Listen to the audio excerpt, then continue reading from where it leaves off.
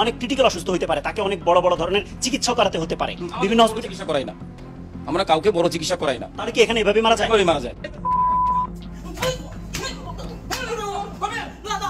মানবিক মুখোশের আড়ালে থাকা চাইল্ড অ্যান্ড ওল্ড এজ কেয়ারের চেয়ারম্যান ভয়ঙ্কর প্রতারক মিল্টন সামান্তারের আরও একটি অপকর্মের কাহিনী ফাঁস করেছেন রাজধানীর মিরপুরের দারুস সালাম থানার বঙ্গবন্ধু পরিষদের সহসভাপতি রনি মল্লিক।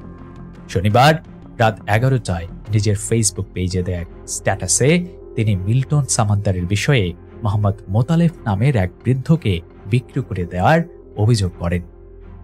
রনি মল্লিক লিখেছেন, একজন প্রতারক মিল্টন সামান্তার এবং আমার বাস্তব ঘটনা। মিল্টনের পক্ষ নিয়ে যারা কথা বলছেন তাদের জন্যই আমার এই লেখা, দয়া করে পড়বেন। মিল্টনের সাথে আমার পূর্ব কোনো পরিচয় নাই, ওর সাথে আমার কোনো শত্রুতাও নাই। আমিও সবার মতো মিল্টনের আশ্রমে দান করতাম। এবার আসি মূল ঘটনায়। 2021 সালের 3রা মার্চ রাত প্রায় 11:30টায় বান্ধবী আয়েশার মাধ্যমে সংবাদ পাই যে একজন অন্ধ বৃদ্ধ লোক মিরপুর 1 নম্বরে উত্তর বিশালের রাস্তায় পড়ে আছে। উনি অন্ধ হওয়ায় কোনো দিকে যেতে পারছেন না। উনি যেখানেই আছে সেখানেই প্রস্রাব পায়খানা করে দিচ্ছে। পরিবেশ নষ্ট হওয়ার কারণে পার্শ্ববর্তী বাড়ির মালিকরা ওনাকে সেখান থেকে সরিয়ে দিয়েছে। তিনি বলেন, এই অবস্থায় আমার বান্ধবী আয়েশা ওনার পাশে দাঁড়ায়। আয়েশা ওনার জন্য বাসা থেকে কাপড় এবং খাবার আনায়। আমি মানবিক কাজ করি বিধায় আমাকে সে খবর দেয়। আমি সংবাদ পাবার পরেই আমার ছোট 2 ভাই সামির, সিয়াম এবং ভাগিনাকে নিয়ে ঘটনাস্থলে রওনা হই।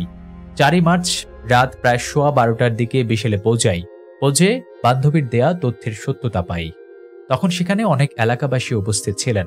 সকলের পরামর্শে আমি 999-এ কল দিয়ে সহযোগিতা চাই। 999-এর মাধ্যমে আমরা দারুস সালাম থানার সাথে যোগাযোগ করি। থানা থেকে ইয়াহিয়া নামের একজন এসআই বা এএসআই এর মাধ্যমে একটা টিম ঘটনাস্থলে পাঠায়। পুলিশের মাধ্যমে পরামর্শ করে আমি রনি মল্লিক রাত 2টায় দারুস সালাম থানায় একটি জিডি করে বৃদ্ধ লোকের অভিভাবকত্ব নেই। এরপর রাত 2:30টায় দারুস সালাম থানায় পুলিশের গাড়িতে করেই আমরা মিল্টনের কল্যাণপুরের আশ্রমে যাই। প্রথমে ওরা বৃদ্ধ লোককে গ্রহণ করতে রাজি হয়নি। পরে যখন আমাদের সাথে পুলিশ এবং থানার জিডি দেখে তখন ওনাকে গ্রহণ করে। আমার সাথে সামির আছে, তামিম আছে। এখন রাত্র প্রায় 3:15 বাজে। অক্লান্ত পরিশ্রম করে আল্লাহর রহমতে এবং দারুসালাম থানা পুলিশের ইয়াহিয়া ভাই, সম্ভবত এসআই ইয়াহিয়া ভাইয়ের সহযোগিতা নিয়ে ওনাকে আমরা ওল্ড অ্যান্ড চাইল্ড কেয়ার বৃদ্ধাশ্রমে দিয়ে আসছি। এই পর্যন্ত সবকিছু ঠিক ছিল। ঝামেলা বাঁধে ঠিক পরের দিন বান্ধবী আয়েশা আমাকে কল দিয়ে জানায়, বৃদ্ধ লোকটি মিল্টনের আশ্রমে আর নাই। ওনার পরিবার খুঁজে পেয়েছে। সাভারে ওনার পরিবারের কাছে হস্তান্তর করা হচ্ছে। এই সংবাদ পেয়েই আমাদের মনে খটকা লাগে। এতদিন একটা লোকের পরিবার পাওয়া গেল না, অথচ আমরা দিয়ে আসার 10 ঘন্টার মধ্যে ওনার পরিবারকে কিভাবে পাওয়া গেল? ওনার পরিবার পাওয়া নিয়েও আমাদের কোনো আপত্তি ছিল না। আমি যেহেতু থানায় জিডি করে ওনার অভিভাবক হয়েছিলাম, সেহেতু আমাকে জানিয়ে ওনার পরিবারকে হস্তান্তর করার কথা ছিল। বিষয়টা আমাদের ভাবায়, তাই আমরা সিদ্ধান্ত নেই সশরীরে গিয়ে খোঁজ নিব। যেমন ভাবা তেমনি কাজ। আমি আমার বন্ধু সাইদুল, দাদু তাজুল, বান্ধবী আয়েশা এবং ওর স্বামী সোহেল ভাই সন্ধ্যায় মিল্টনের আশ্রমে যাই সেই বৃদ্ধ লোকের অবস্থান জানতে। আমরা যাবার পরে মিল্টন সেখানে ছিল না। আশ্রমের লোকেরা আমাদেরকে বসতে বলে মিল্টনকে খবর দেয়। আনুমানিক 5 মিনিট পরেই মিল্টন ওর বউ ডাইনি অফিস রুমে প্রবেশ করে। মোহাম্মদ মোতালেবকে বিক্রি করে দেওয়া হয়েছে এমন সন্দেহ প্রকাশ করে রনি অভিযোগ। বান্ধবী আয়েশা শুধু জিজ্ঞাসা করেছিল যে আমাদের না জানিয়ে এই লোকটাকে কোথায় পাঠিয়েছেন।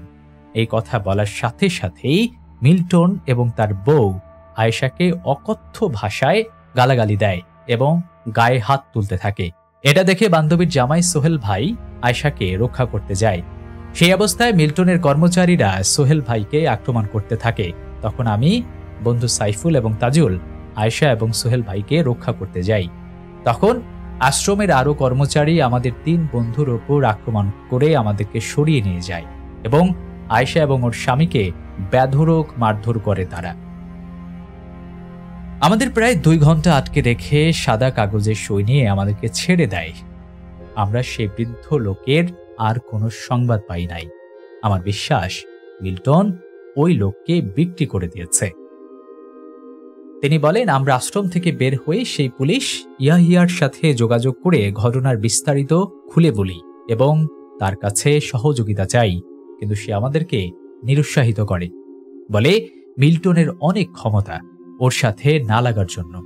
আয়েশা এবং ওর স্বামী শারীরিক হেস্তনা হবার পরে এটা নিয়ে আর আগাতে যায়নি, আমিও আর কিছু করিনি। রনি মল্লিক আরো বলেন, আমার বান্ধবী আয়েশা আজ স্বর্গবাসী। এই অবস্থায় যদি আমি মিল্টনের অন্যায়ের প্রতিবাদ না করি তাহলে আয়েশার আত্মা কষ্ট পাবে, আমাকে অভিশাপ দেবে। মিল্টন সামাদ্দারের পাশে দাঁড়ানো লোকজনের উদ্দেশ্যে সর্বশেষে রনি মল্লিক বলেন, সত্যিকারের মিল্টন একটা জানোয়ার, অমানুষ, হিংস্র পশু। যারা এই জানোয়ারের পক্ষে কথা বলছেন তারা দয়া করে সত্যিটা জানার চেষ্টা করুন।